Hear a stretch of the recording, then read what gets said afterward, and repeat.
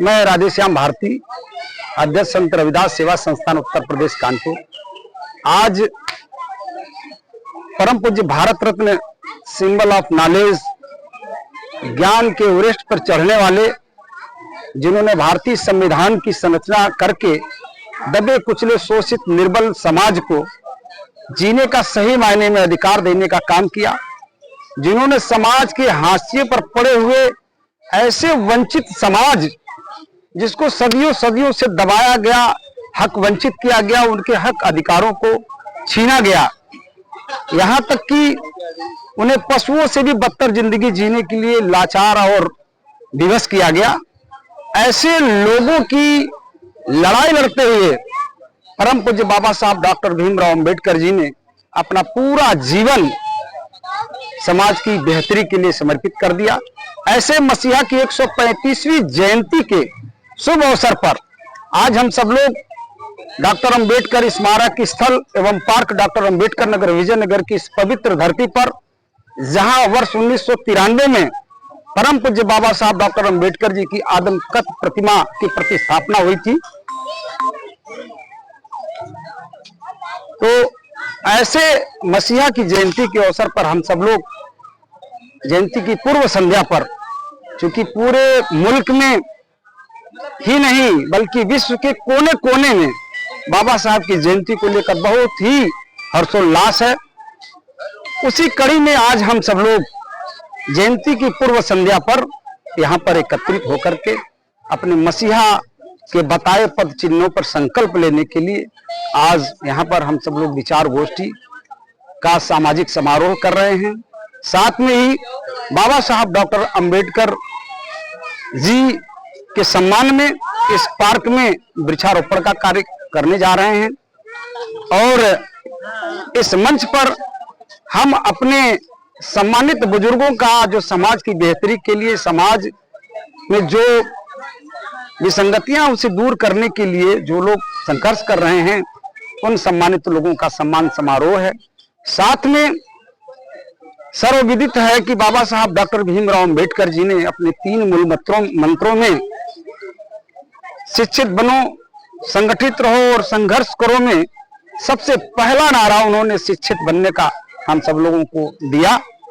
तो शिक्षित बनो की कड़ी को अंगीकार करते हुए हम सब लोग इस मंच पर,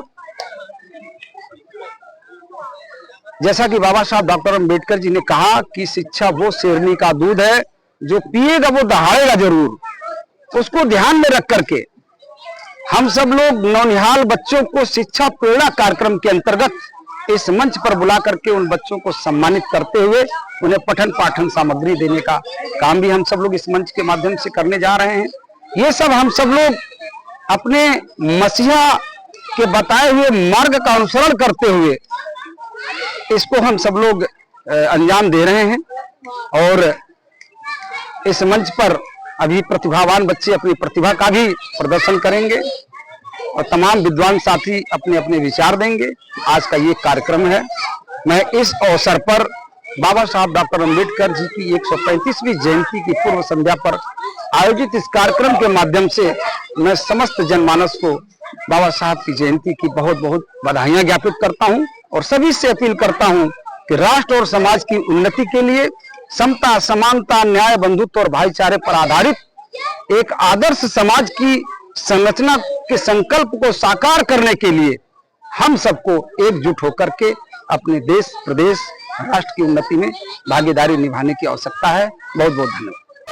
बाबा साहब डॉक्टर अंबेडकर, जब तक सूरज चांद रहेगा,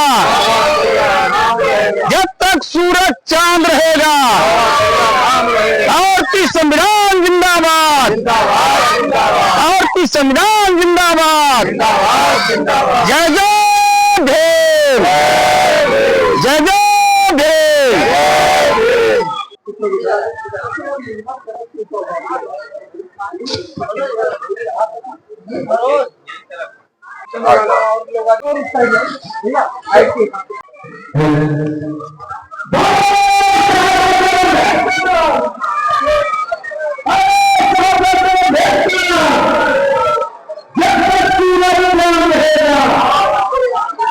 जब तक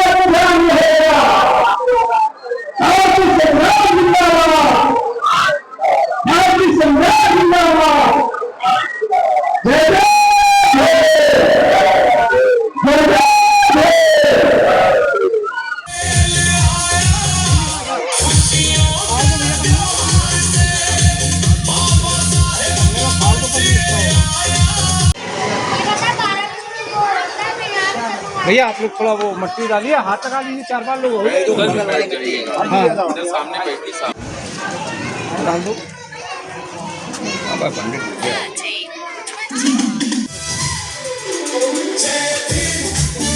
भैया बाबा साहेब भीमराव अम्बेडकर अमर रहे, अमर रहे, बाबा साहेब भीमराव अम्बेडकर बाबा साहेब भीमराव अम्बेडकर जब तक सूरज चांद रहेगा, जब तक सूरज चांद रहेगा, बाबा साहब का नाम रहेगा।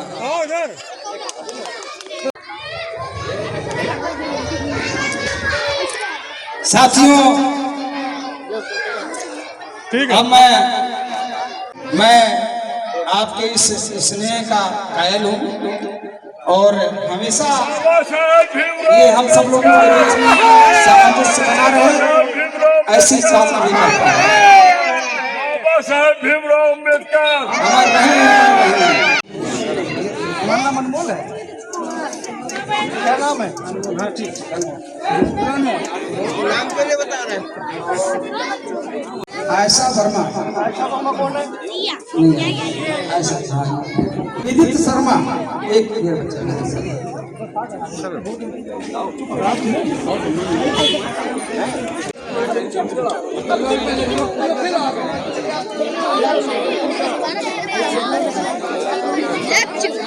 भारी रह गया नहीं खाली लेफ्ट चिकन तुम्हारा भारी हो तो बेटा स्कूली बैग का वितरण करके इन्हें शिक्षा प्रेरणा कार्यक्रम के तहत हम सब लोग ने प्रेरित कर रहे हैं कि पढ़ाई लिखाई के माध्यम से ही हम सब लोग तरक्की का मार्ग प्रशस्त कर सकते हैं। आज इस अवसर पर हम बाबा साहब अम्बेडकर जयंती की पूर्व संध्या पर 20 बच्चों को हम सब लोग पठन पाठन सामग्री देकर उन्हें शिक्षा के लिए प्रेरित करने का काम कर रहे हैं। खुशी पढ़ लिख कर क्या बनोगी? क्या बात है, जोरदार तालियां। खुशी यादव का कहना है कि हम पढ़ लिख कर IPS अधिकारी बनकर समाज में काम करेंगे। बाबा साहब के बताए रास्ते पर चलने का संकल्प ले रही बिटिया, एक बार जोरदार तालियां हो जाए। और ये बिटिया अभी इस मंच पर एक बहुत ही अच्छा नृत्य भी बाबा साहब अम्बेडकर जी के जीवन दर्शन पर आधारित गीत पर बहुत ही सुंदर सा नृत्य भी प्रस्तुत करेगी। बहुत बहुत धन्यवाद।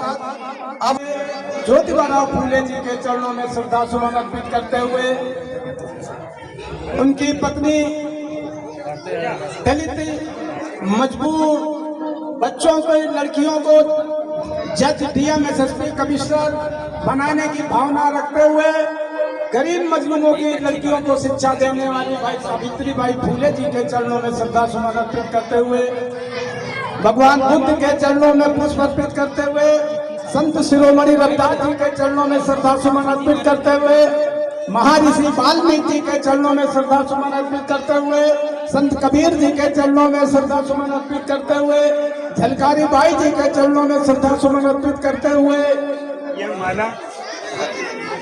आरक्षण देने वाले छत्रपति साहू जी महाराज जी के चरणों में श्रद्धा सुमन अर्पित करते हुए, हमारे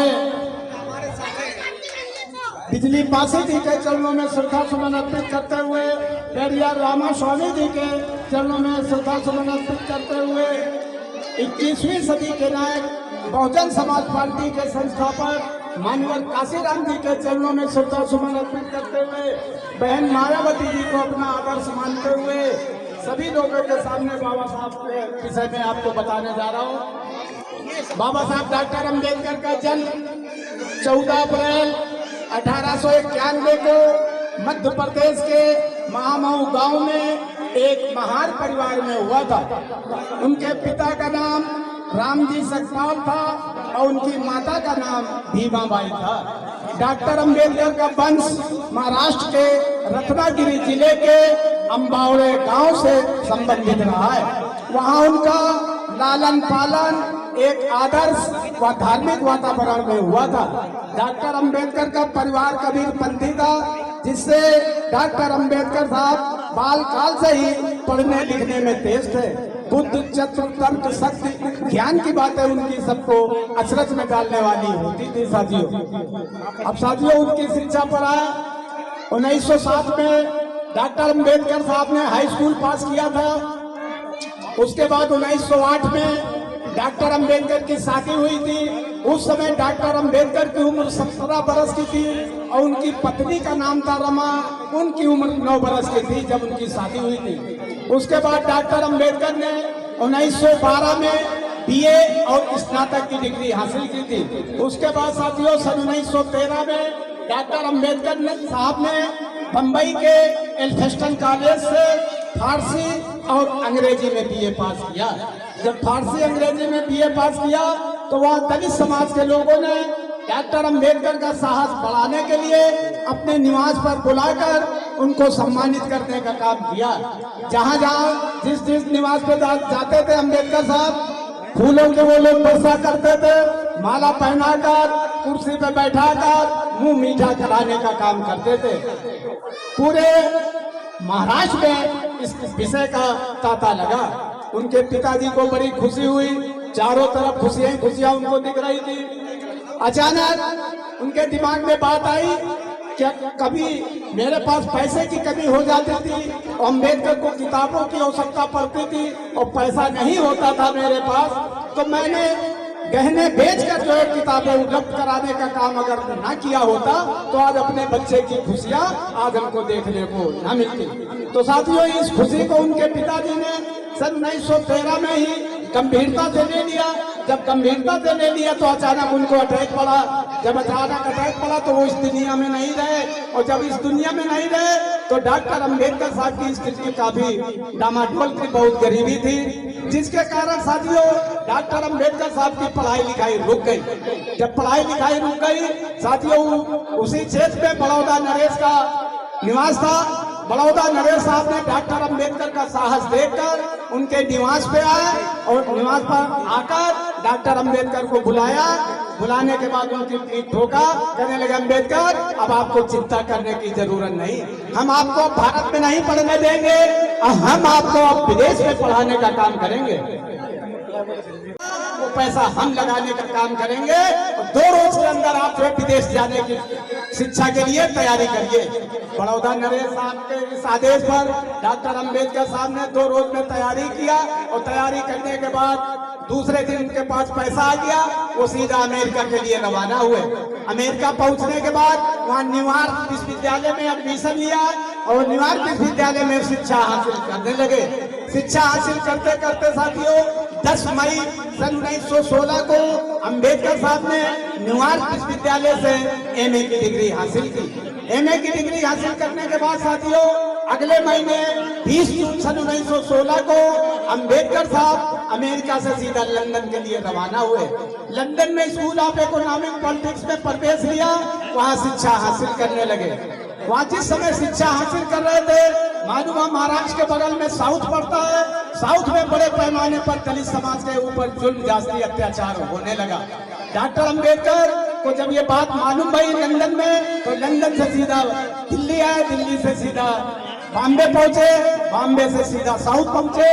साउथ में जाके वहाँ जब सामंतवादी साहब लोगों ने जो जब डॉक्टर अंबेडकर को देखा तो उनकी हालत खराब हो गई। पहुंचे अंबेडकर साहब तो वो कुछ बोल भी नहीं कहे लगे साहब आपको लंदन से यहाँ आना पड़ा, हमें बड़ा कष्ट है, अब जाइए आप शिक्षा हासिल करिए। आज के बाद साउथ के अंदर किसी दलित समाज के ऊपर किसी भी प्रकार का जुल्म जाति और अत्याचार आज के बाद नहीं होगा, मैं आपको ये आश्वासन देता हूँ। अंबेडकर साहब को बोलना भी नहीं पड़ा कुछ, उन्होंने सामंतवादी लोगों ने इस तरीके के बात अंबेडकर साहब से कही। अंबेडकर साहब को बड़ी खुशी हुई कि चलो हमको कुछ कहना नहीं पड़ा, आपने अपनी मर्जी से ये बात कही कि आज के बाद दलितों के ऊपर कोई किसी प्रकार का जुल्म जाति और अत्याचार नहीं होगा। पर साथियों वो तो गए, जाने के बाद तमाम उनके मित्र इकट्ठा हुए।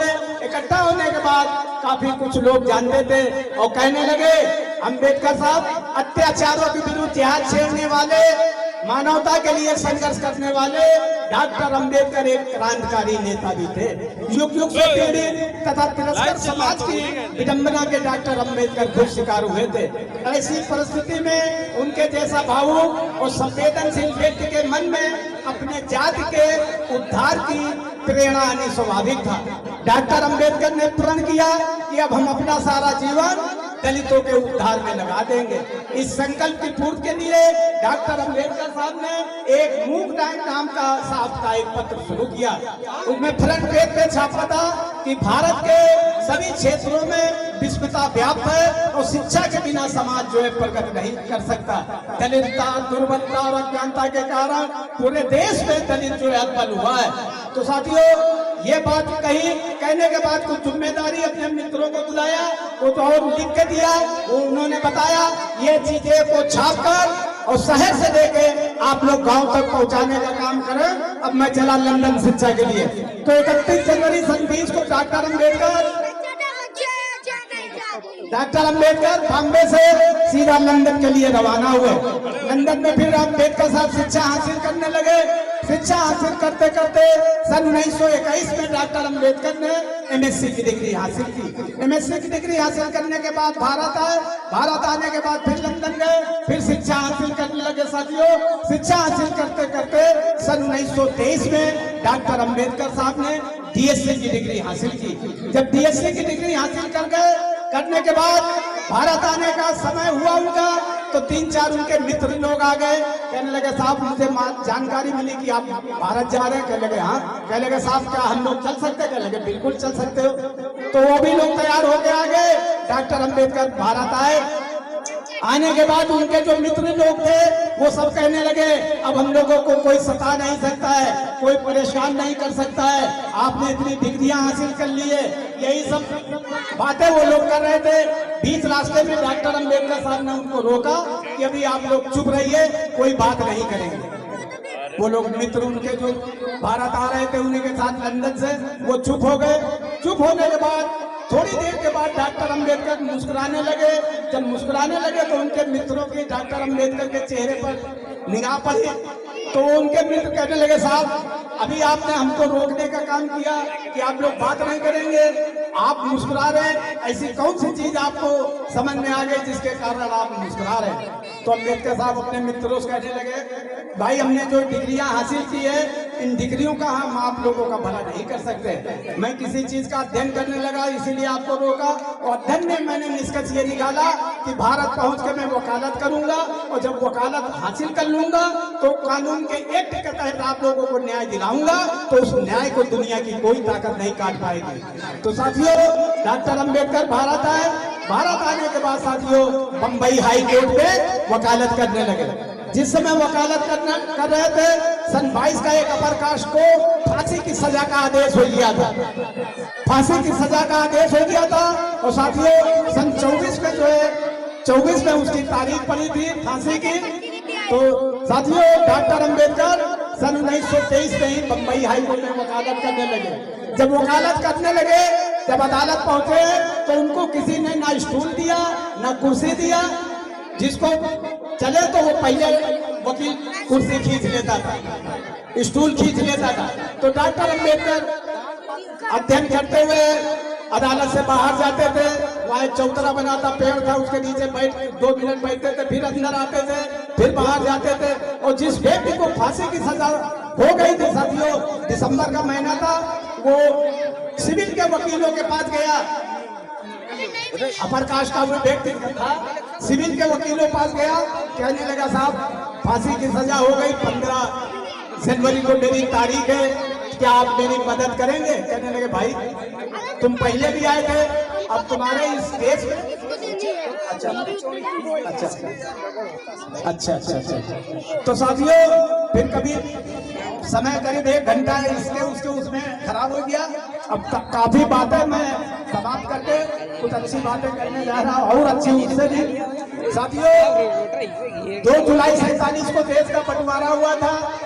फिर अगले महीने 15 अगस्त 47 को देश आजाद हुआ था। उसके 2 हफ्ते के बाद संविधान समिति का गठन होना चालू हुआ। तो पूरे देश से नेताओं को, बुद्धिजीवी लोगों को बुलाया गया पर डॉक्टर अंबेडकर साहब से नहीं कहा गया कि आप यहाँ जो है कार्यक्रम लगा हुआ आप आइए। तो डॉक्टर अंबेडकर के निवास से जो निकलता था वो यही कहता था, अंबेडकर साहब आप यहाँ घर में बैठे, वहाँ बहुत बड़ा कार्यक्रम लगा हुआ है और आप यहाँ घर पे बैठे। कम से कम 200-300 लोगों ने कहा। तो डॉक्टर अंबेडकर सोचने लगे भाई ऐसा तो नहीं, ये लोग हमारे समाज के नहीं अन्याय करना चाहते हो, इसलिए मुझको नहीं बुलाया और पूरे देश से नेताओं को बुलाया और पूरे देश से पढ़े लिखे लोगों को बुलाया, हमको नहीं बुलाया। इसके माने गड़बड़ जरूर है। अगर हमारे समाज, अब मैं जाऊंगा, आप लोग कह रहे मैं अवश्य जाऊंगा, अगर समाज के विरोध की बात होगी तो मैं खड़ा होकर उसका जवाब दूंगा और समाज के विरोध की बात नहीं होगी तो मैं सीधा वापस आ जाऊंगा। तो मेरे मित्रों, डॉक्टर अंबेडकर भी पहुंचे जब वहां संविधान समिति में 2 हफ्ते के बाद 29 अगस्त 47 को संविधान का गठन हो रहा था। और जब संविधान समिति ने डॉक्टर अंबेडकर को उसमें चयनित किया तो लोगों को आश्चर्य हुआ अंबेडकर साहब को कि मुझे बुलाया नहीं गया, मैं समिति में शामिल कर लिया। और जब मसौदा समिति ने डॉक्टर अंबेडकर को संविधान समिति का अध्यक्ष बनाया तो डॉक्टर अंबेडकर के मन में, हृदय में धक्का लगा। डॉक्टर अंबेडकर मन में सोचने लगे, वो असमंजस में पड़ गए कि आखिरकार मेरे ऊपर इतनी बड़ी जिम्मेदारी क्यों डाली जा रही। फिर डॉक्टर अंबेडकर को हर्ष हुआ, खुशी हुई कि चलो मुझे अपने देश की सेवा करने का मौका मिला। तो साथियों, डॉक्टर अंबेडकर के साथ 5 लोग और शामिल किए गए थे और ये हुआ मसौदा समिति के 7 लोग मेंबर थे। उन मेंबरों ने कहा भाई आप लोग 6 लोग जो है कल आइए और संविधान समिति का गठन करें। 6 लोगों को आना था पर उसमें से 1 जना नहीं आया, 5 ही लोग आए। तो ये हुआ भाई, संविधान समिति के जो मेंबर लोग थे उन्होंने उनके घर भेजा कि पूछ के आइए ये क्यों नहीं है। तो मालूम हुआ घर पे उनको कि ये अमेरिका चले गए। तो ये हुआ कि 5 लोग आप लोग आए तो चलो 5 लोग कल आइए, 5 ही लोग संविधान बनाइए। तो साथियों, दूसरे दिन 5 लोग को आना था, 4 ही लोग आए। जब 4 लोग आए तो फिर ये भेजा गया कि भाई ये देखिए ये क्यों नहीं है। तो मालूम हो वो एक्सपायर हो गए, दुनिया छोड़ गए।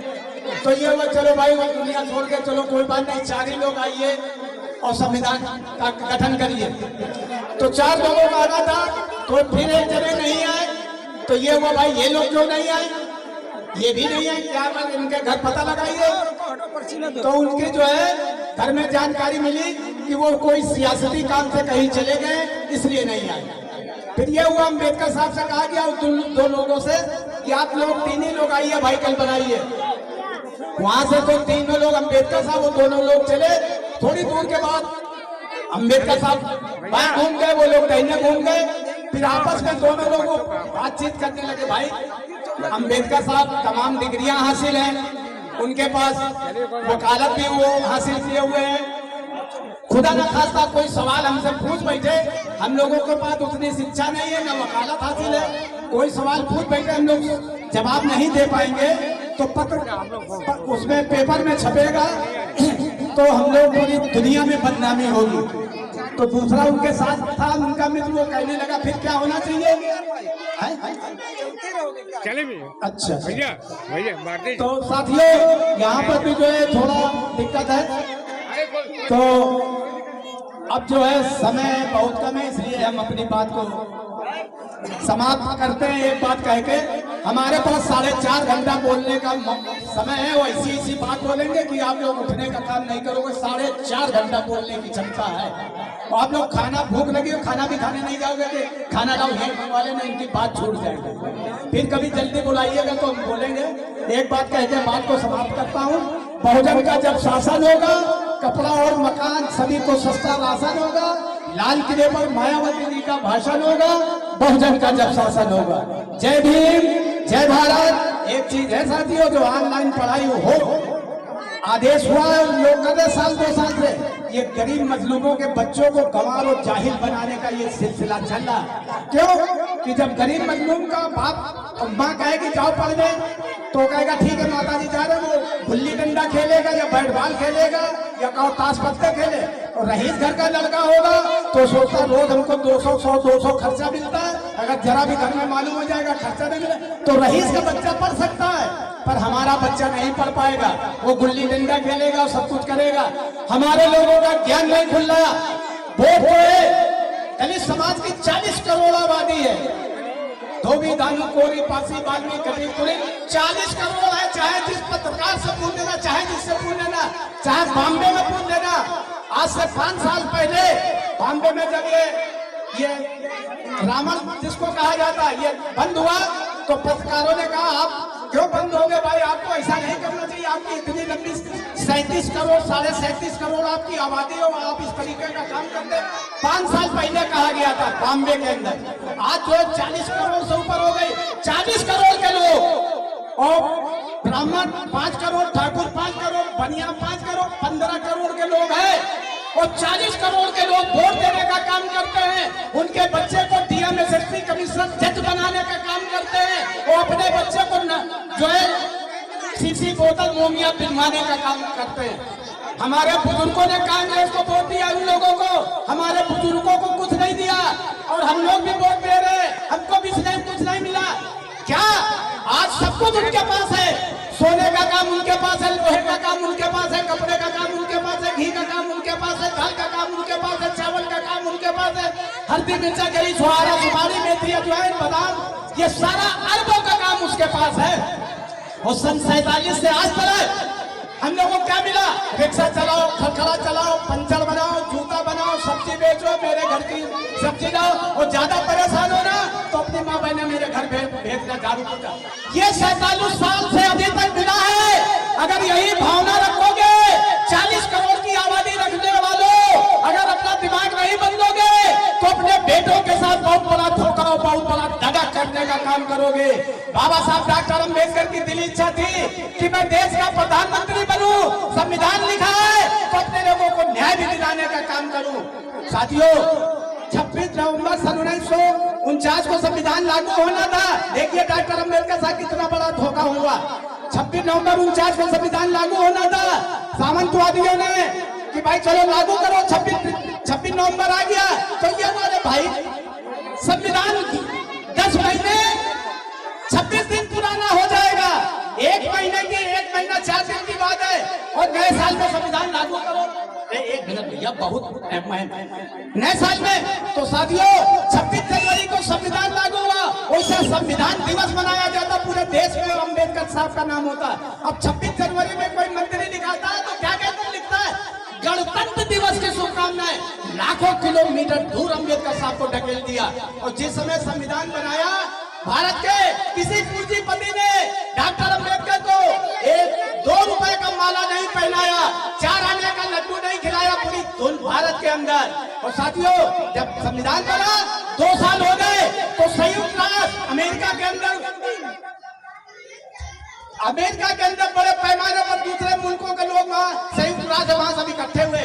वो लोग हर मुल्क में जहाँ संविधान लागू हुआ वहाँ दंगा फसाद हुआ।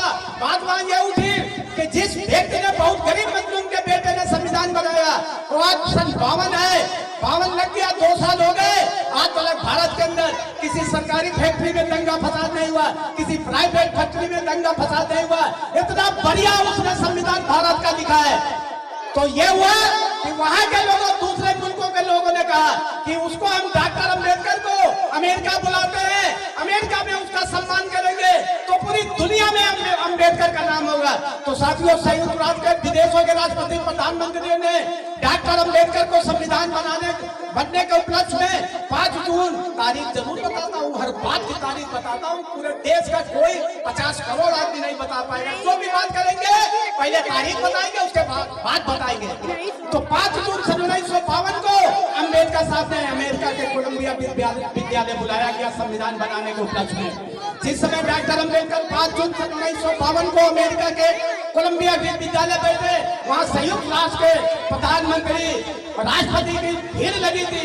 जब अम्बेडकर साहब पहुंचे बड़ा गर्मजोशी के साथ अम्बेडकर साहब का स्वागत हुआ और उनको एलएलडी की उपाधि से सम्मानित किया गया। वहां पर अमेरिका का भी राष्ट्रपति बैठा था। अमेरिका का राष्ट्रपति डॉक्टर अम्बेडकर से कहने लगा कि अम्बेडकर साहब मैं आपका स्वागत समारोह अपने व्हाइट हाउस में करना चाहता हूँ अपने घर पर। अम्बेडकर साहब ने अमेरिका के राष्ट्रपति का स्वागत समारोह अस्वीकार कर दिया। अमेरिका का राष्ट्रपति एकदम चौंका, कहने लगा अम्बेडकर साहब मुझसे ऐसी कौन सी भूल हो गई जो आप हमारा स्वागत समारोह अस्वीकार कर रहे हो। तो अम्बेडकर साहब कहने लगे ठीक है, मैं आपकी बात मानता हूँ, मैं भी ये भी जानता हूँ, जिस समय आपके डिवाइस व्हाइट हाउस में मैं पहुंचूंगा, अमेरिका के कोने कोने से खाने पीने वाली चीज मेरी टेबल पर रखी होगी, जब उसको भी मालूम है। मैं खा लिया, खाने के बाद जिस समय मैं दिल्ली के हवाई अड्डे पर उतरूंगा, उस समय ये सामंतवादी लोग पता नहीं मेरे ऊपर टमाटर फेंके कि अंडे फेंके कि गुम्मे फेंके, और वही काम हमारे पर लगा देंगे कि मेरी गरीब मजलूम आबादी रखने वाले मेरे गरीब मजलूम लोग, दलित समाज के लोग जो आरोप लगा देंगे, उस आरोप को ये लोग धो नहीं पाएंगे, ना उसको नकार पाएंगे, ना उसको समझा पाएंगे सामंतवादियों को। तो इस तरह विचारधारा के थे। जब कहा अमेरिका का राष्ट्रपति उठा, अम्बेडकर साहब को सीने से लगा दिया कि अम्बेडकर आज जो पैदा हुआ मेरे सामने खड़ा है, आज के बाद पूरी दुनिया में तेरे जैसा काबिल आदमी नहीं पैदा होगा, नहीं पैदा होगा। इतनी अच्छी विचारधारा के बाबा साहब डॉक्टर अम्बेडकर थे। तो साथियों समय कम है, इसलिए मैं अपनी बात को समाप्त करता हूँ, फिर जल्दी आऊंगा तब पूरी बात होगी। मैं तारीख हर चीज बात की तारीख होगी, भारत के अंदर 50 करोड़ आदमी नहीं बोल पाएगा। अपनी बारी को विराम देता हूँ। जय भीम, जय भारत। जितनी व्यवस्था होती जा रही है हम करते जा रहे हैं, क्यों परेशान हो रहे हो तुम लोग? तुमको भी बुला करके हम देंगे, लेकिन थोड़ा धैर्य रखो। अचानक से आप टपकते हो तुम लोग।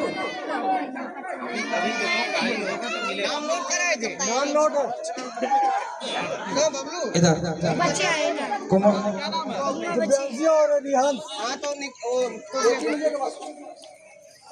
हो गया, भैया को मालूम है। पूरे ना हुआ तो बीच में घुस रहा, तो बीच में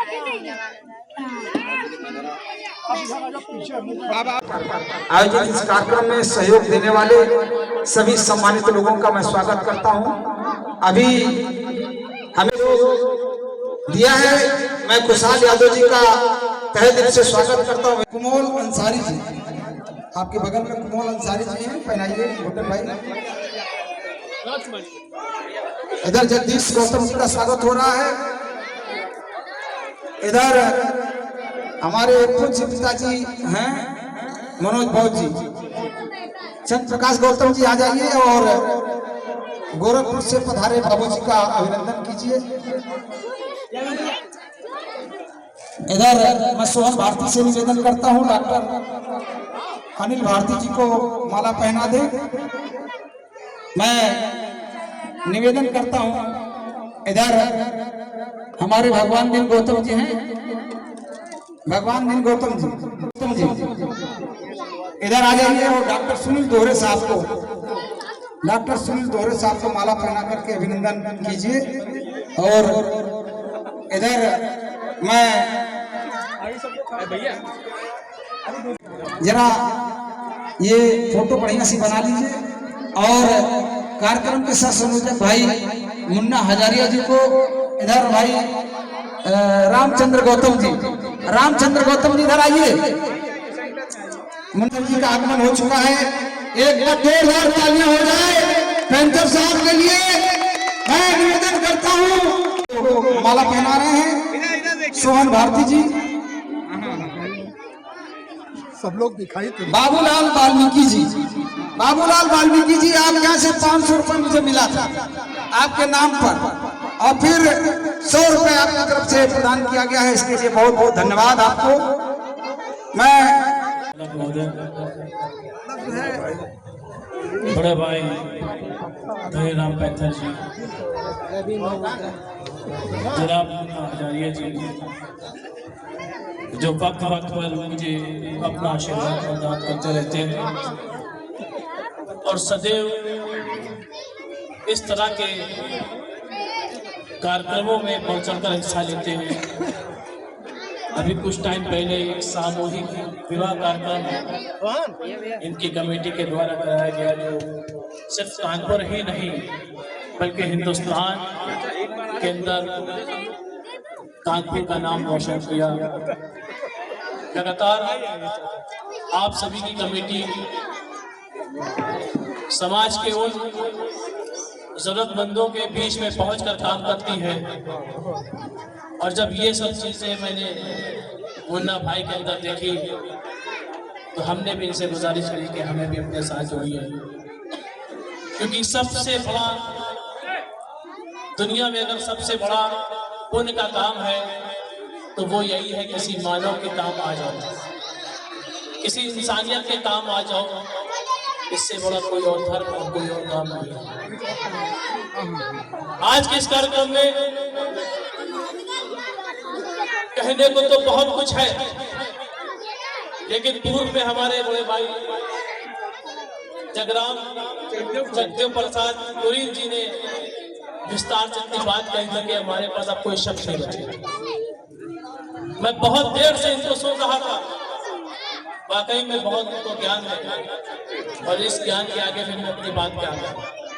लेकिन फिर भी आज के इस कार्यक्रम में हम उपस्थित हुए हैं तो हम इन नन्हे मुन्ने बच्चों से, जो आने वाले देश का भविष्य है, जो इस देश की रीढ़ की हड्डियां हैं, हम इनसे यही कहना चाहेंगे कि बेटा, अगर तुम्हारे माँ बाप तुमको आधी रोटी कम खिलाए तो खा लेना, कभी शिकवा शिकायत ना करना, लेकिन उनसे कहना मुझे अच्छी शिक्षा देना चाहिए, क्योंकि शिक्षा ही हमारे अंदर परिवर्तन ला सकता है। शिक्षा ही हमारे देश की तस्वीर और तकदीर को बदल सकती है।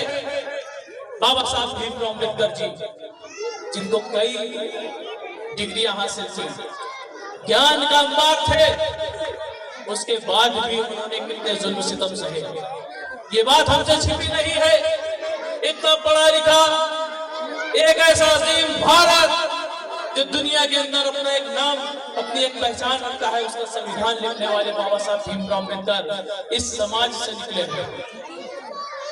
तो हमें समझना चाहिए हमारे पास जीती जाती विश्वविद्यालय यूनिवर्सिटियां हैं, उनके नाम के ऊपर न जाने कितने पीएचडी लोग कर रहे हैं, उनके नाम पर न जाने कितने लोग अपना पेट भर रहे हैं, न जाने कितने लोग अपनी नेतागिरी चमका रहे हैं।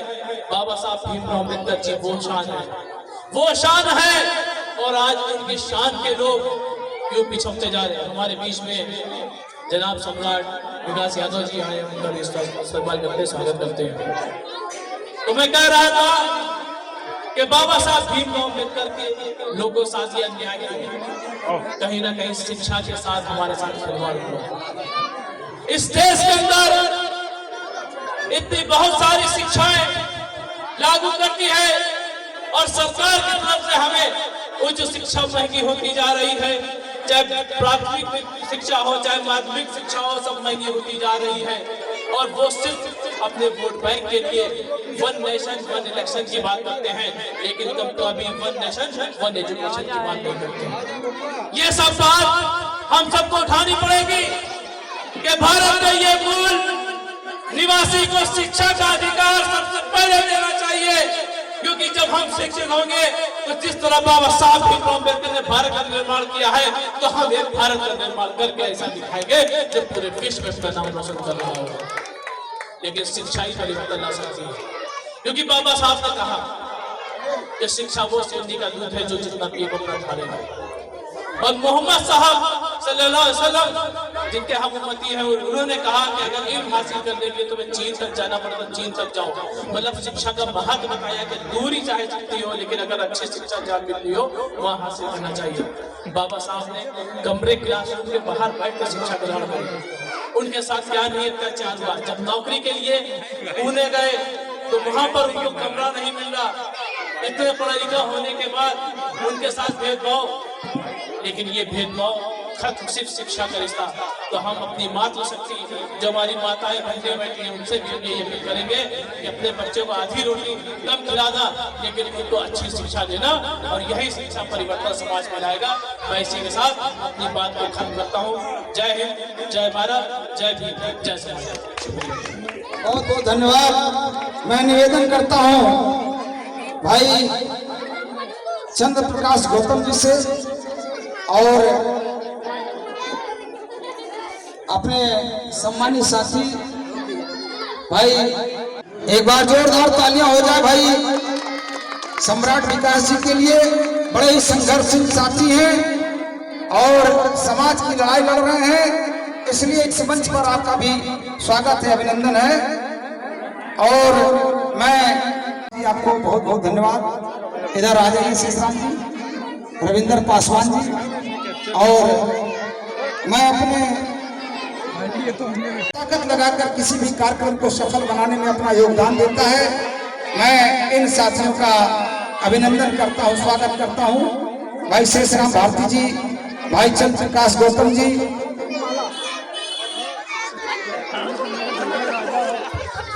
विशाल गौतम जी इधर आ जाए। गुड्डन कठेरिया जी को माला पहनाए।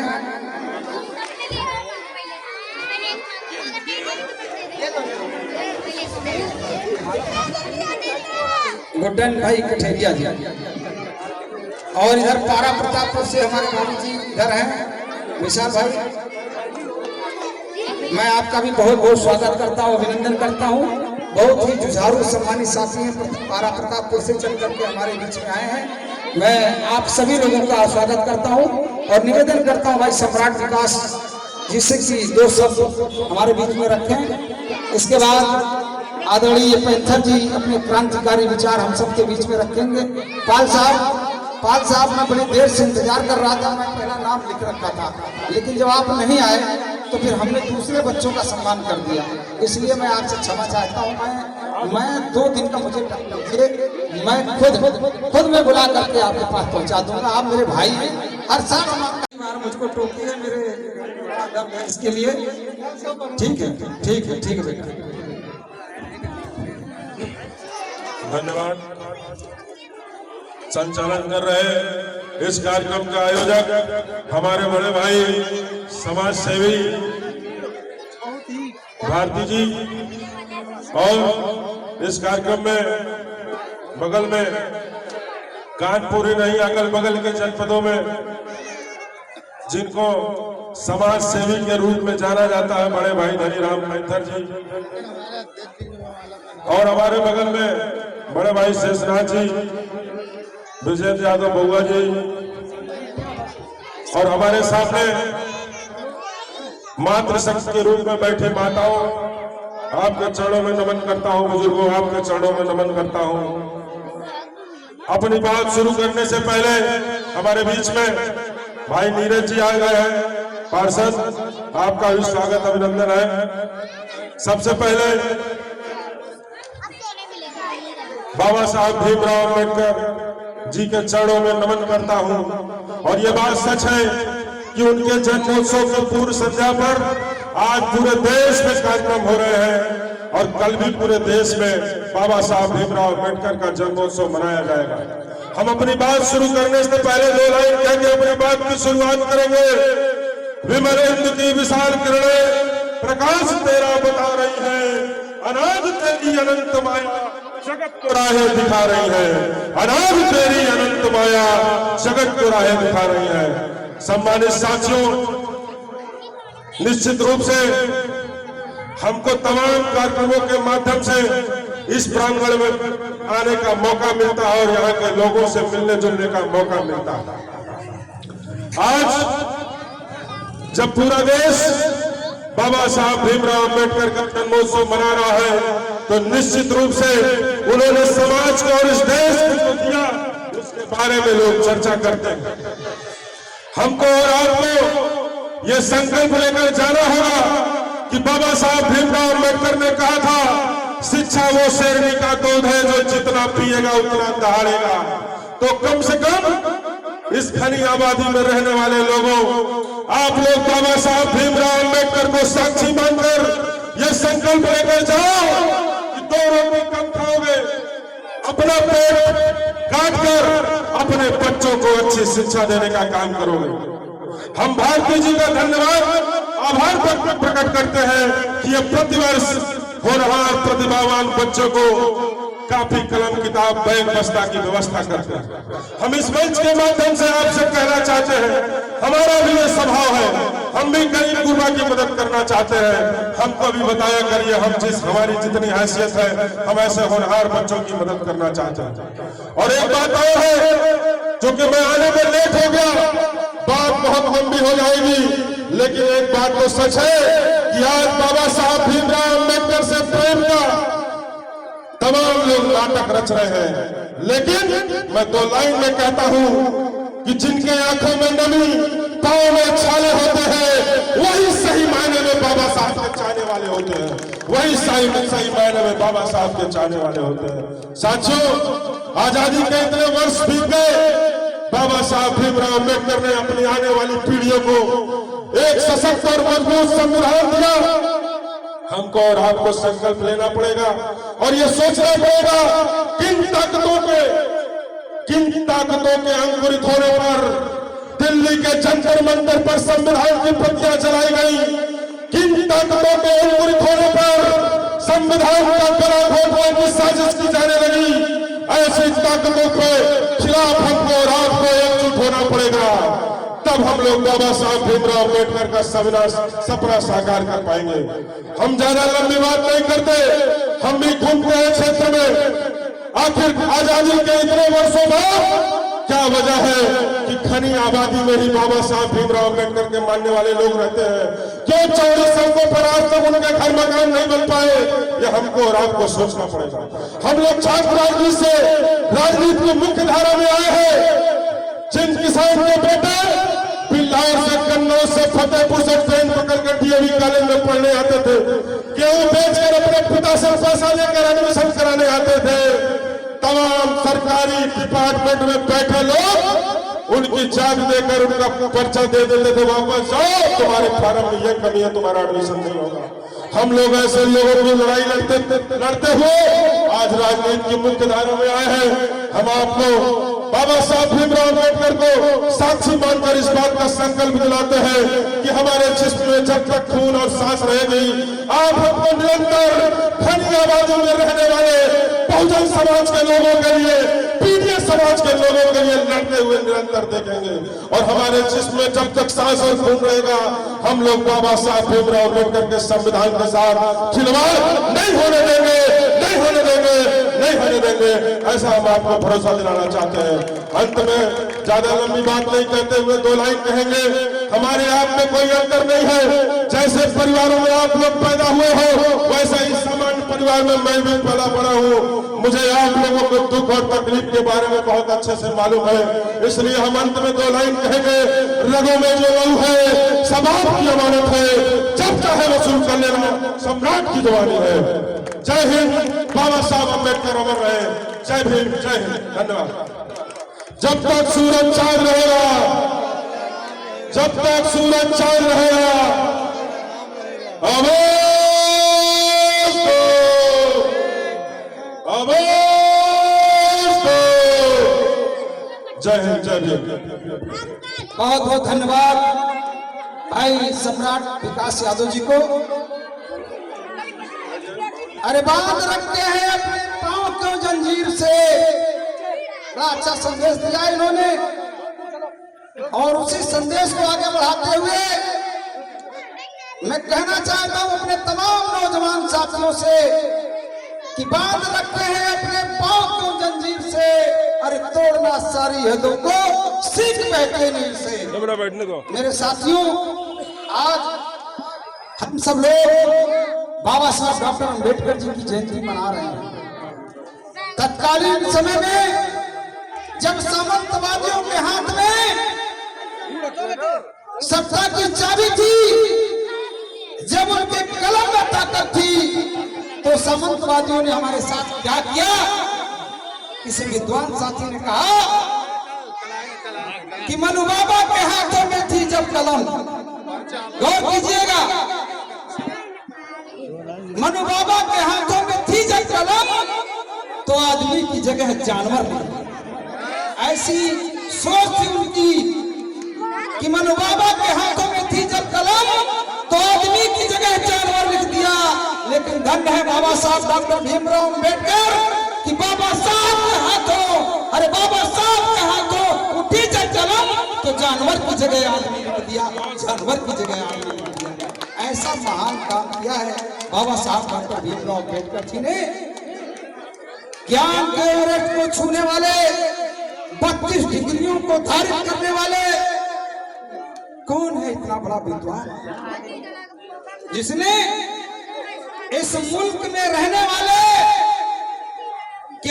गरीब कमजोर तबके को ही नहीं बल्कि उन सामंतवादी ताकतों को भी समुचित अधिकार देने का काम किया जिन्होंने हमारे हक और अधिकारों पर डाका डाल करके हमें जानवरों से भी बदतर जिंदगी जीने के लिए लाचार किया, विवश किया। हमें गांव की बस्तियों में किनारे बसाने का काम किया, जिन्होंने हमें पेट भरने के लिए हमारे द्वारा की गई मजदूरी को भी डकारने का काम किया, जिन्होंने हमारी संपत्ति को छीनने का काम किया, हमें कमजोर बनाने का काम किया। लेकिन इतना सब कुछ जानते हुए भी कदम कदम पर अपमान का घूंट पीने के बाद भी जरा सीखिए, बाबा साहब डॉक्टर अम्बेडकर जी से सीखिए। इतना अपमान का घूंट पीने के बाद भी बाबा साहब के हाथों में जब कलम की ताकत आई तो उन्होंने किसी के साथ भेदभाव करने का काम नहीं किया, बल्कि उन्होंने कहा कि हम ऐसा समतामूलक समाज चाहते हैं, हम ऐसे समाज की संरचना चाहते हैं जहां समाज के सबसे अंतिम पंक्ति में खड़े व्यक्ति के चेहरे पर भी मुस्कान आ सके। ऐसे थे हमारे मसीहा बाबा साहब डॉक्टर भीमराव अम्बेडकर। इसलिए हम सब लोग बाबा साहब अम्बेडकर जी को मानते हैं, उनके बताए हुए सिद्धांतों पर चलने का प्रयास करते हैं। बाबा साहब डॉक्टर अम्बेडकर जी के जीवन दर्शन पर अगर बात की जाए तो शायद हम लोग रात भर बात करते रहेंगे, लेकिन बात खत्म नहीं होगी। आइए हम सुनते हैं आदरणीय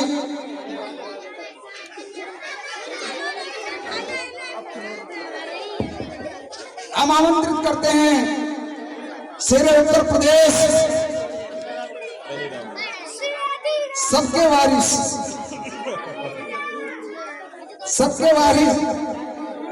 कमजोर से कमजोर व्यक्ति के चेहरे पर मुस्कान देखने की अभिलाषा रखने वाले। हम तो कहते हैं कि भैया सामंतवादी लोग सतर्क रहें और कहीं भी किसी को कमजोर समझकर उसके साथ अन्याय अत्याचार ना करें। नहीं धोखे से भी कानपुर के सम्मानित साथी धनीराम पेंथर जी के कानों में आवाज पहुंच गई तो समझ लो तुम्हारा ईंट से ईंट बजना तय है। तो ऐसे सम्मानित साथी आदरणीय धनीराम पेंथर जी से मैं गुजारिश करता हूं आवे और दो शब्द हम सबके बीच में रखें। आदरणीय धनीराम पेंथर जी हमारे बीच में आज के कार्यक्रम के मुख्य वक्ता आदरणीय आरसी धीमान जी, असिस्टेंट प्रोफेसर आरसी धीमान जी हमारे बीच में आ चुके हैं और उनके साथ मैं धीमान जी से गुजारिश करता हूं मैडम का नाम लिख करके कृपया मुझे दे दें। और मैडम भी हमारे बीच में आई हैं। अभी पिछले कार्यक्रम में आपने बहुत ही अच्छा वक्तव्य दिया था, वो वीडियो में समाहित है, तमाम लोगों ने देखा, पसंद किया। अच्छी बात है कि मातृशक्ति की तरफ से आप अच्छा प्रतिनिधित्व कर रही हैं, शिक्षा से जुड़ी हैं आप। मैं आपका भी इस मंच के माध्यम से तहे दिल से अभिनंदन करता हूं, स्वागत करता हूं। आइए हम सब लोग आदरणीय पेंथर जी को सुनते हैं। इसके बाद वो बच्चे तैयार रहें, भाई बबलू गौतम जी, शेषराम भारती जी, आप दोनों लोग जरा वो लिस्ट बना लीजिए। भाई रविंदर पासवान जी हमारे बीच में है, मैं उनका भी अभिनंदन करता हूं, स्वागत करता हूं। धनीराम पेंथर जी का अभिनंदन कर रहे हैं आदरणीय पेंथर जी।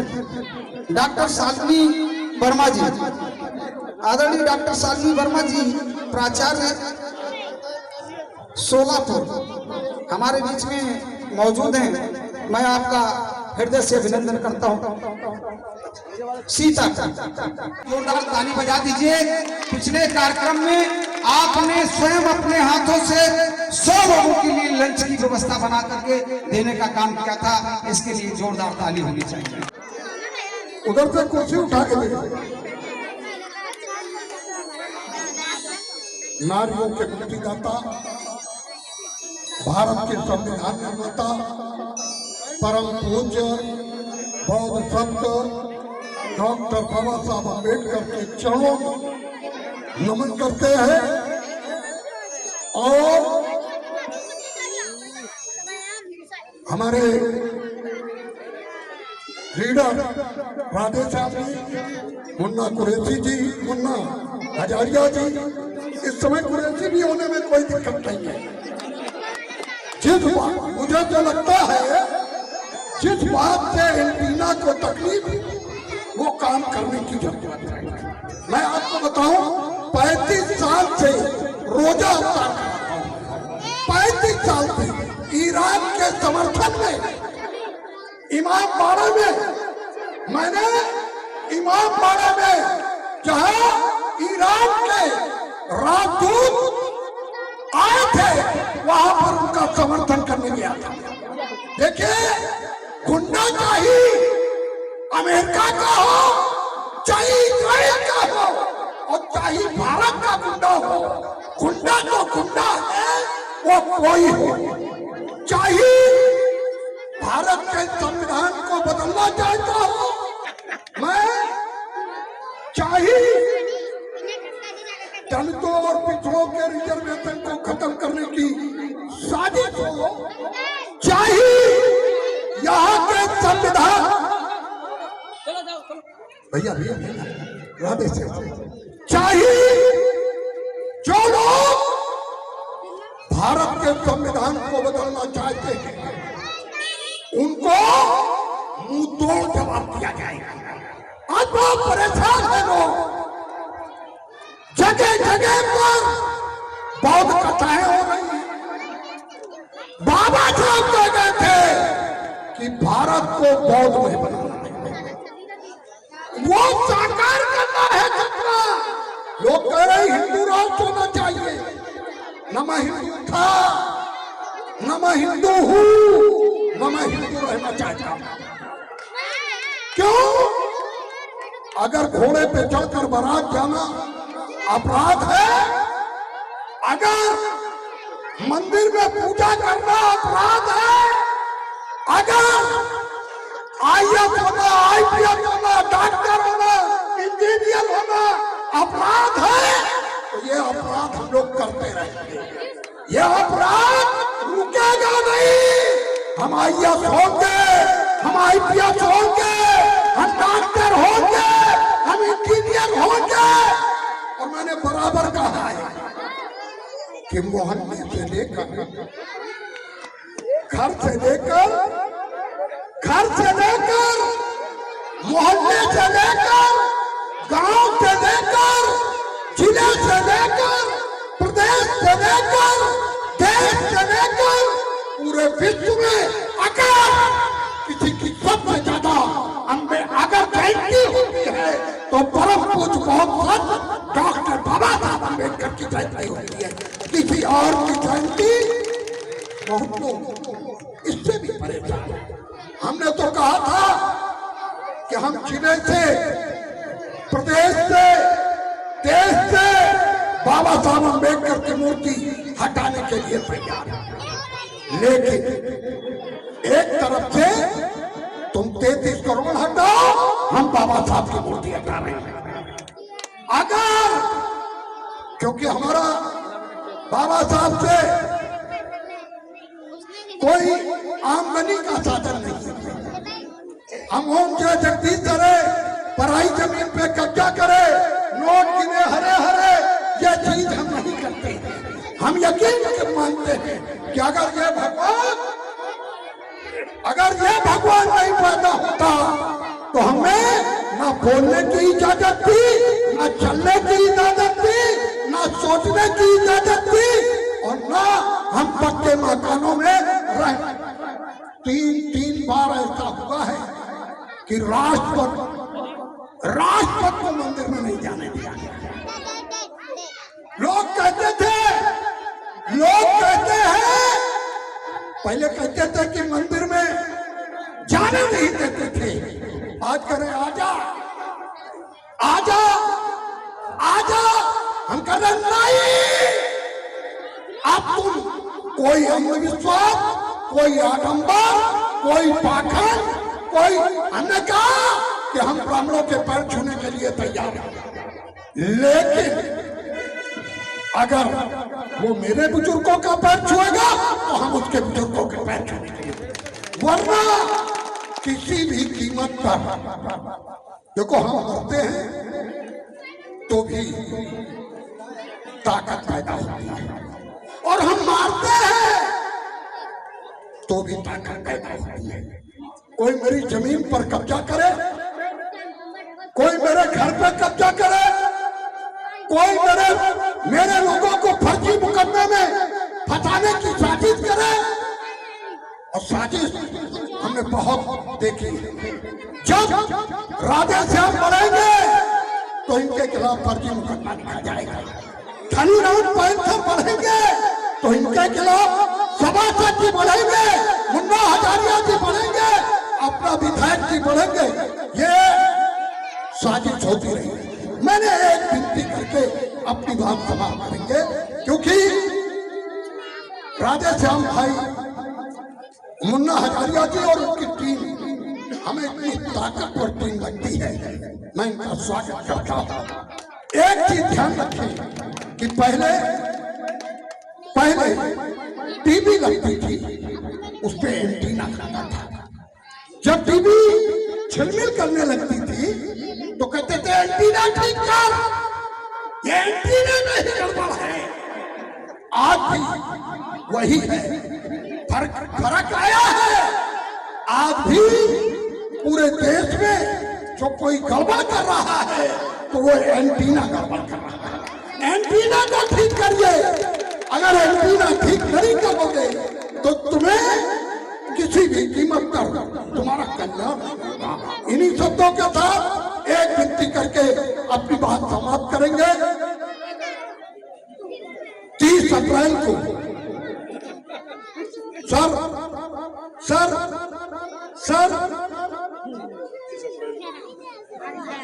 हमारे भी सर है। 30 अप्रैल को 100 बेटियों की शादी मोती झील लान में हो रही है, और कम से कम 10,000 लोग हमारी बेटियों की शादी में वो आएंगे और उनको भोजन की व्यवस्था हम लोगों को करनी है। एक अच्छाई है, वो 100 बेटियों की शादी में कम से कम 20 जोड़े, प्रोफेसर साहब 100 बेटियों की शादी में 20 जोड़े ऐसे होंगे। चमार की बेटी होगी, कोरी का बेटा होगा, पासी की बेटी होगी, धानुक का बेटा होगा, धानुक की बेटी होगी, पासी का बेटा होगा, यानी और ब्राह्मण की बेटी होगी, चमार का बेटा होगा, ठाकुर की बेटी होगी, वाल्मीकि का बेटा होगा।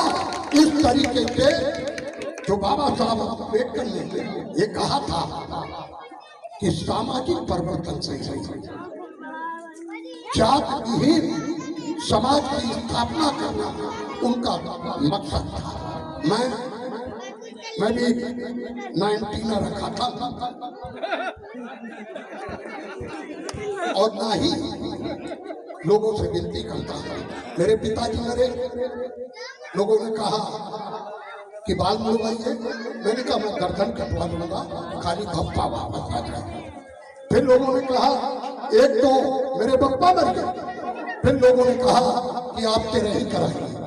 मैंने कहा जिसको मेरे बाप की आत्मा को शांति देनी है तो आटा, गेहूं, चावल, रुपया, पैसा हमका चाहिए। साल 30 साल 10 साल हम बैठ के खाइबे तो मेरे पप्पा की भी आत्मा को शांति और धनीराम पैंथर की भी आत्मा। मैं सभी का आभार, और खास तौर से राधे श्याम भाई, मुन्ना हजारिया जी और उनकी टीम, और आप विधायक जी को जानते हैं। मैं इस समय आपने देखा होगा कल्याणपुर में, बुद्धा पार्क में शिवाला बनवा रहे थे, मैंने कहा अगर शिवाला बनेगा तो हम अपनी जान देकर भी शिवाला नहीं बनने देंगे। लोगों ने कहा कि पंकज साहब आपका पद्म श्री के लिए नाम लिया है, आपका उत्तर प्रदेश गौरव रत्न के लिए नाम लिया है। मैंने कहा मुझे समाज रत्न पहले मिल चुका है, समाज रत्न से बड़ा कोई रत्न नहीं है। मैं 17 बार जेल जा चुका हूं और एक बार हमने उसका मर्डर कर दिया जिसको मैंने कभी देखा नहीं, मैं उसको जानता पहचानता भी नहीं, उसका मैंने मर्डर कर दिया।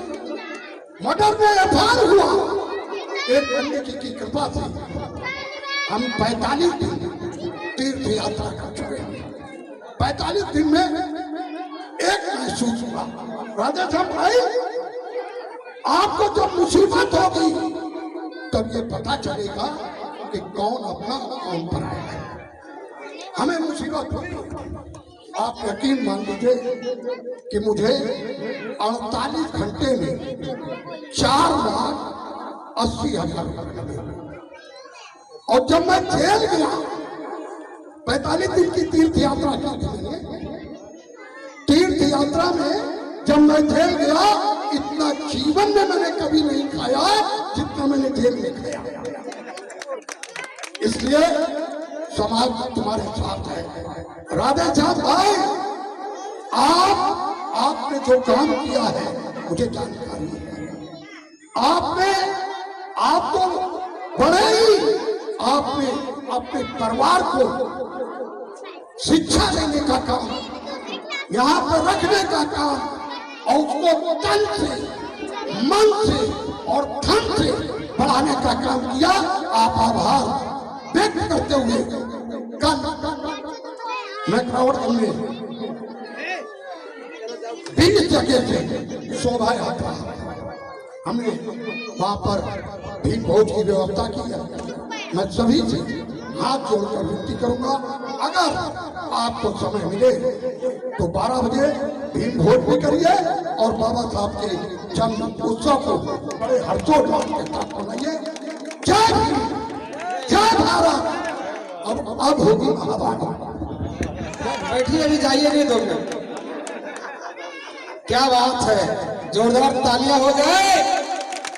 बुझे हुए चिरागों को जलाने की बात कर, पेंथर जी कहते हैं कि बुझे हुए चिरागों को जलाने की बात कर और मनवाद का पहाड़ हिलाने की बात कर, क्योंकि सारी फसाद की जड़ मनवाद है। इसलिए मैं कहता हूं कि बुझे हुए चिरागों को जलाने की बात कर, मनवाद का पहाड़ हिलाने की बात कर।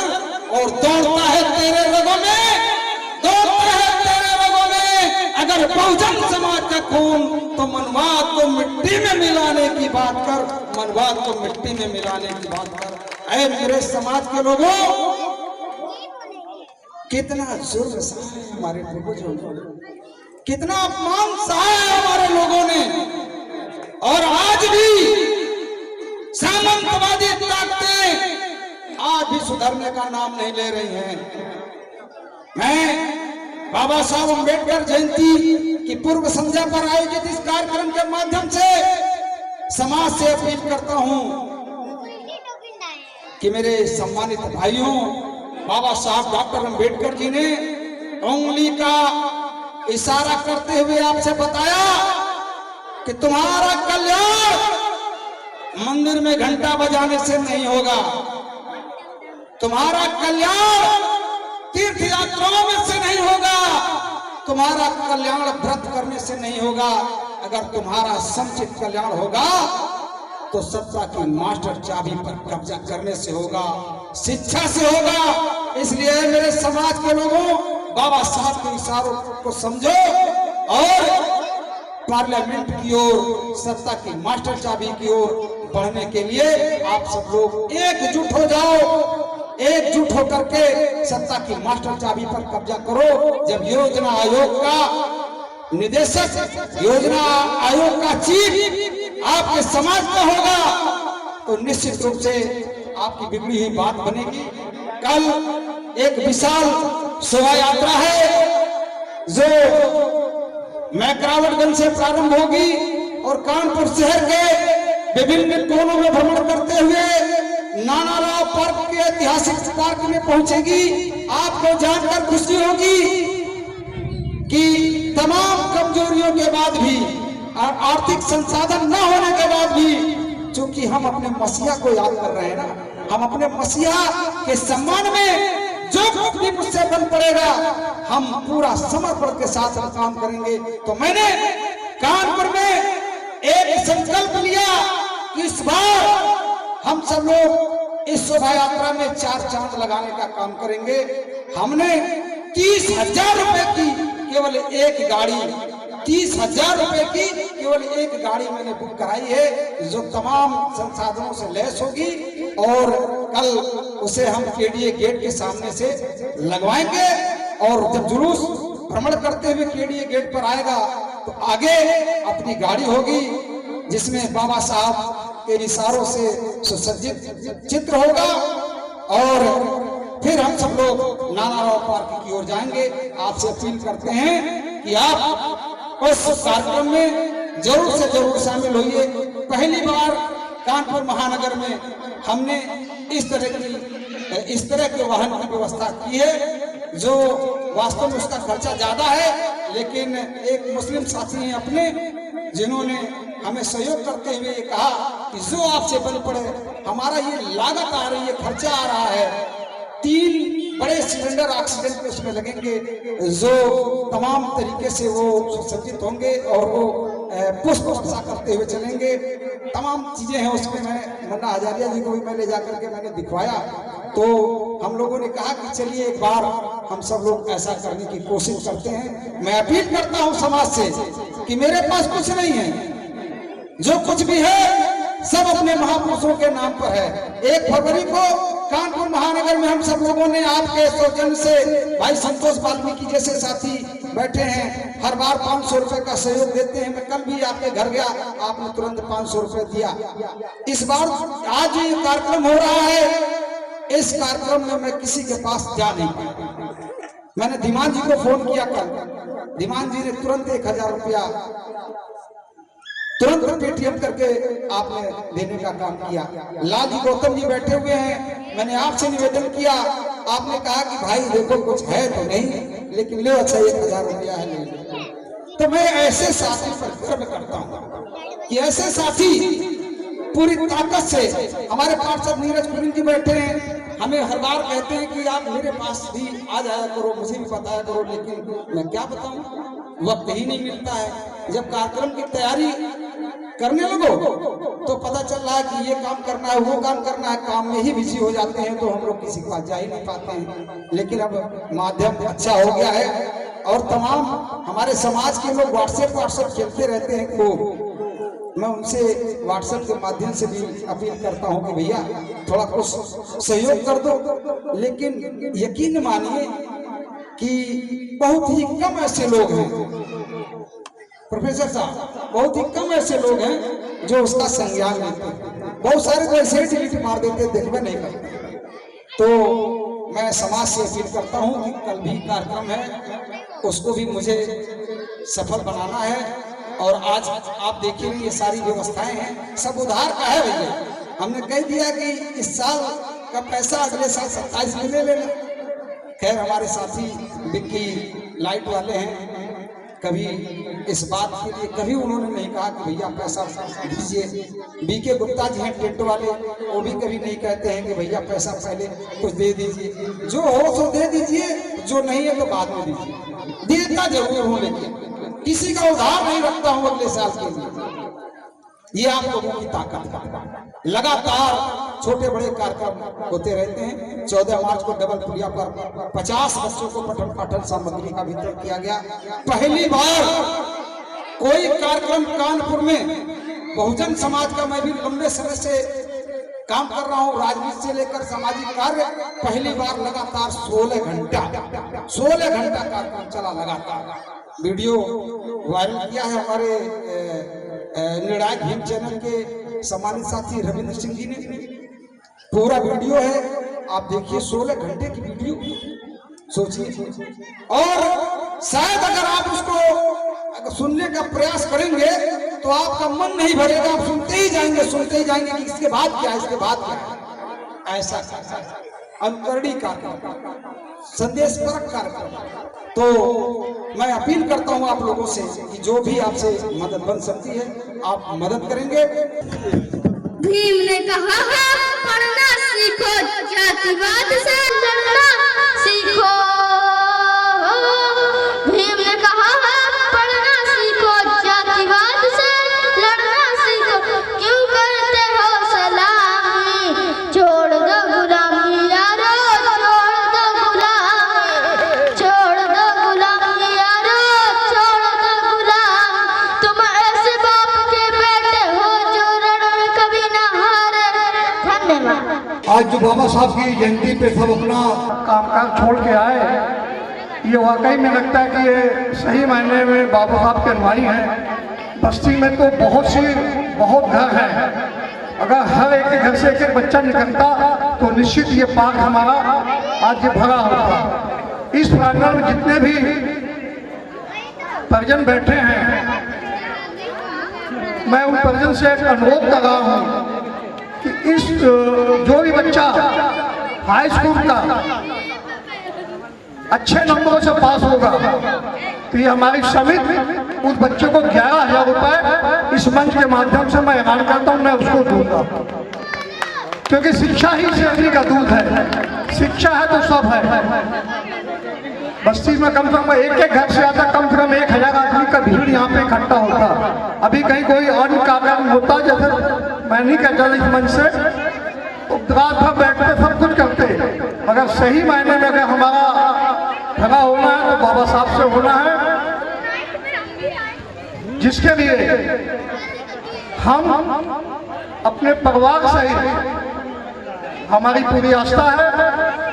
मैंने कहा कि जो बच्चा इस प्रांगण में जो बैठे हैं, जो सुन भी रहे हैं, मेरी आवाज को वहां तक पहुंचा दे कि जो परिवार जिनका बच्चा हाई स्कूल में बहुत अच्छे नंबरों से लाएगा तो उसको किस कमेटी के माध्यम से सर्वोच्च सम्मान के साथ 11,000 रुपये का इनाम इसी मंच के माध्यम से मैं और मेरा भाई छोटा राधेश्याम भारती द्वारा उनको प्रदान किया जाएगा, जिससे हमारे परिजन को, खासकर माताओं पिताओं को एक प्रेरणा मिले कि बेटा तुम ये सब न करके तुम शिक्षा पे ध्यान दो और ये हमें कार्यक्रम में बैठना है, जाके हमारा सम्मान होना है। हमारा सम्मान होगा तो आपका सम्मान निश्चित किसी न ऊंचाइयों पे पहुंचाओगा। बहुत बहुत धन्यवाद। सागर से गहरा ज्ञान उनका, हिमालय से ऊंचा नाम उनका, जिसने लिखा भारत का भाग्य विधान, ऐसे बाबा साहब को मेरा कोटि कोटि प्रणाम। आदरणीय मुख्य अतिथि महोदय और श्री राधेश्याम भारती जी और टीम का धन्यवाद अदा करते हुए मैं डॉक्टर शालिनी वर्मा, प्राचार्य सीतापुर, सर्वप्रथम तथागत गौतम बुद्ध एवं भारत रत्न बाबा साहब के चरणों में श्रद्धा सुमन अर्पित करती हूँ और आपके समक्ष अपने कुछ विचार शेयर करने के लिए प्रस्तुत हूँ। आज 13 अप्रैल 2026 है। आज हम कुछ महामानव के जन्मोत्सव की पूर्व संध्या मना रहे हैं, जिसे सारी दुनिया सिंबल ऑफ नॉलेज के नाम से जानती है। भारत रत्न डॉक्टर बाबा साहब भीमराव अंबेडकर एक ऐसा नाम, एक ऐसा जीवन, ऐसा कर्मशील योद्धा जिसकी करुणा ने मानवता का, जिसके विचारों ने इतिहास का और जिसके संकल्पों ने वास्तविक अर्थों में वक्त का सांचा बदल दिया।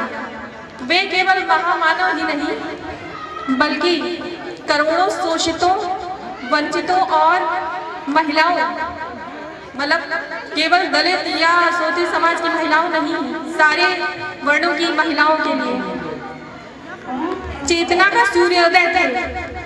आज से लगभग 175-76 वर्ष पूर्व लगभग जब पढ़ना लिखना अपराध माना जाता था, तब उन्होंने 32 डिग्रियां और 2 PhD की उपाधियां धारण की। बाबा साहब अपने समय की अनेक स्थापनाओं और संरचनाओं से असहमत थे, किंतु उनकी यह असहमति जो थी वो रचनात्मक थी। बाबा साहब ने भारत को समझने, भारत के असहमत होने और भारत को बदलने का भारतीय ढंग दिया, जिस पर हाथ रखकर देश प्रेम की सौगंध खाई जा सकती है।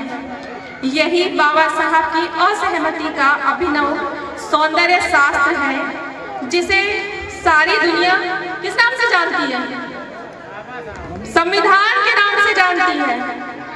अक्सर मंचों से बाबा साहब की डिग्री और उनके लिखे संविधान की धाराओं की चर्चा होती है, लेकिन मैं ऐसा नहीं करूंगी।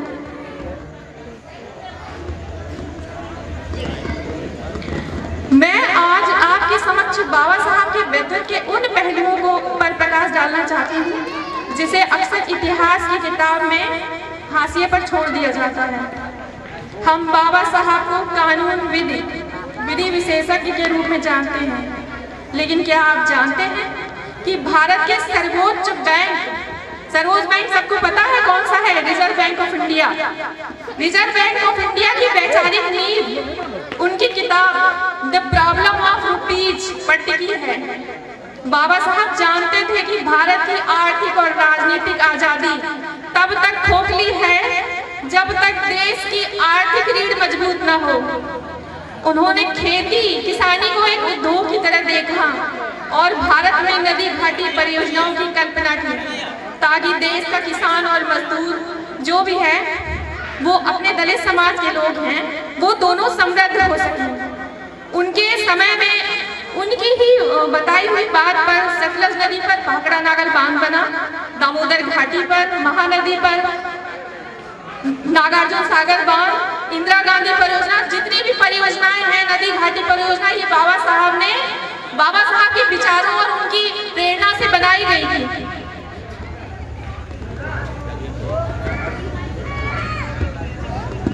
बाबा साहब ने 1920 में एक अखबार का प्रकाशन किया था। अखबार का नाम था, शायद किसी को याद है, 1920 में बाबा साहब ने एक अखबार का प्रकाशन किया था। उस अखबार का नाम था मूक नायक। मूक नायक में उन्होंने कहा था, if a large section of society remains silent then society is mute. मतलब अगर समाज का एक बड़ा हिस्सा चुप है तो समाज गूंगा है। आज के दौर में हम क्या करते हैं? सोशल मीडिया पे चिल्लाते हैं, शोर मचाते हैं और ये भूल जाते हैं कि हमें क्या बोलना है और क्या नहीं बोलना है। लेकिन जो बोलने की कला है ये हमें बाबा साहब ने बहुत पहले ही सिखाई थी।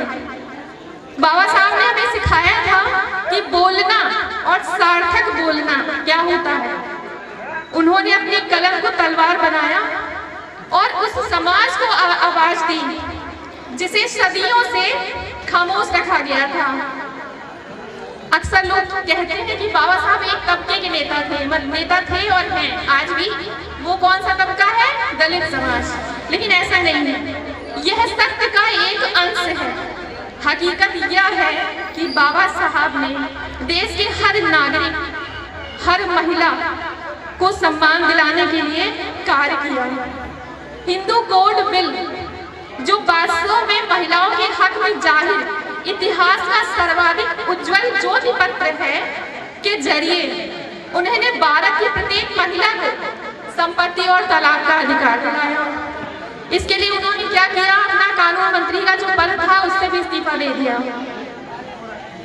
आज अगर इस देश की बेटियां अंतरिक्ष तक जा रही हैं और स्कूल में शिक्षा पा रही हैं तो उसकी कानूनी राह बाबा साहब अम्बेडकर जी ने ही साफ की थी, क्योंकि उस समय का जो दौर था उस समय तो पढ़ना लिखना तो बिल्कुल इम्पॉसिबल था। बाबा साहब ने तो स्कूल के बाहर पढ़ाई की बैठ के, लेकिन फिर भी उनके पास 32 डिग्रियां थी। और हम आज जब हमें पढ़ने का मौका मिल रहा है उन्हीं की जरिए से, उनके कारण से, तो हम जो है पढ़ नहीं पा रहे।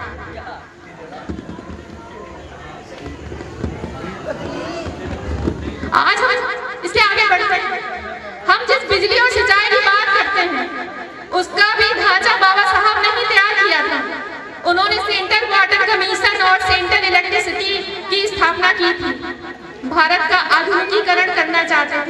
और वो जानते थे कि ये सब बिना बिजली और पानी के संभव नहीं है, और पानी के लिए भी उन्होंने बहुत संघर्ष किया था। महान आंदोलन सभी को याद होगा। यह केवल भविष्य वक्ता नहीं थे, भविष्य के निर्माता भी थे। आज हम उनके जन्मदिन पर उनकी प्रतिमा पर फूल माला चढ़ाते हैं, जुलूस, डीजे, नृत्य, नाटक आदि का आयोजन करते हैं, लेकिन क्या इससे सिद्ध होता है कि आज हम उनके विचारों को अपने जीवन में उतार रहे हैं? बताइए, क्या ये सिद्ध हो रहा है कि जो बाबा साहब ने विचार दिए उनको हम अपने जीवन में उतार रहे हैं? आज उनके जैसे भारत की कल्पना, मतलब जैसे ही भारत बनाने की कल्पना बाबा साहब ने की थी और जो दिवा फूले और माता सावित्रीबाई फूले ने की थी, वैसा भारत आज बन पाया है? हमको अपनी अंतरात्मा से और अपने आप से ये सवाल करना चाहिए। बाबा साहब ने कहा था, एजुकेट, एजिटेट, ऑर्गेनाइज। एजुकेट, शिक्षित बनो, केवल डिग्रियों के लिए नहीं, बल्कि अपने समाज को बदलने और आर्थिक स्तर को सुधारने के लिए। एजिटेट मतलब संघर्ष करो, लेकिन हिंसा से नहीं, तर्क और न्याय से। ऑर्गेनाइज का मतलब संगठित रहो, क्योंकि बिखराव ही गुलामी का कारण है। जिस तरह एक फूल माला नहीं कहलाता है, कई सारे फूलों को मिलकर हम माला बनाते हैं, तो बाबा साहब वही विचार देना चाह रहे थे कि बिखराव ही गुलामी का कारण है। बाबा साहब कहते थे, I like the religion that teaches freedom, equality and brotherhood and justice। अर्थात मुझे वह धर्म पसंद है जो स्वतंत्रता, समानता, न्याय और भाईचारा सिखाता है।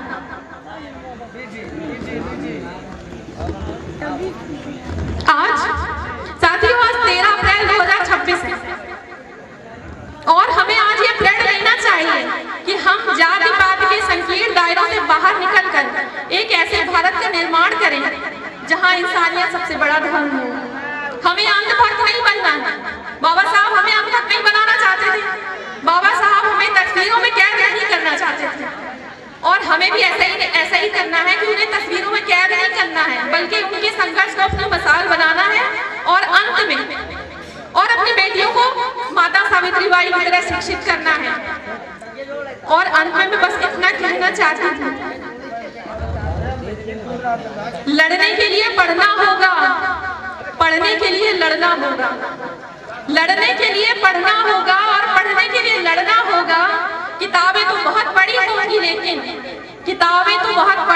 लेकिन हक और अधिकार जानने के लिए अब संविधान भी पढ़ना होगा।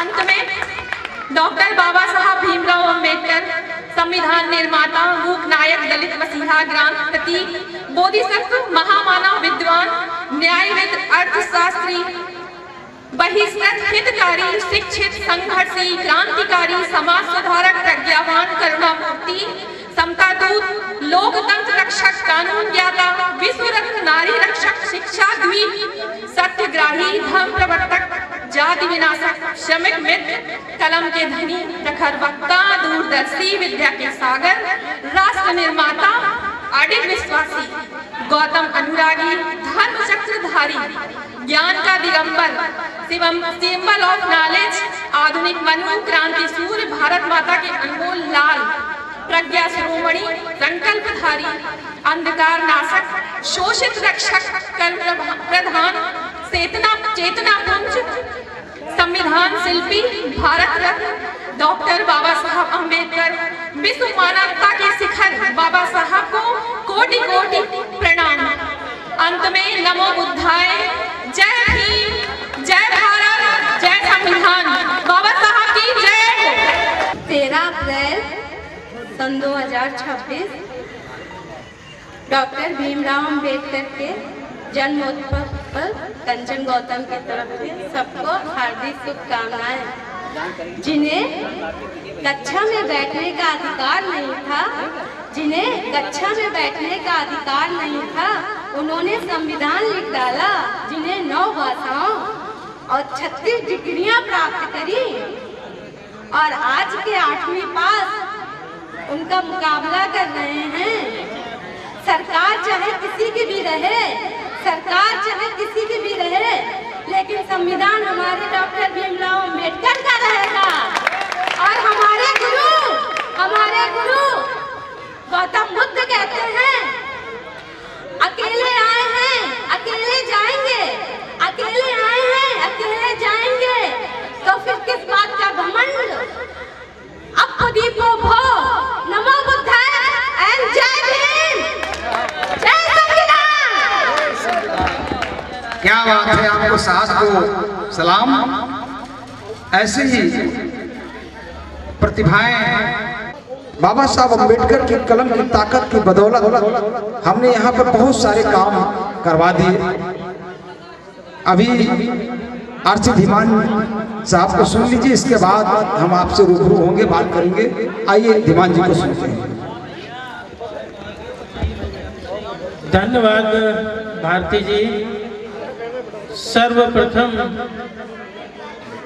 करुणा के सागर Tathagata Gautam Buddha, Bharat Ratna, symbol of knowledge,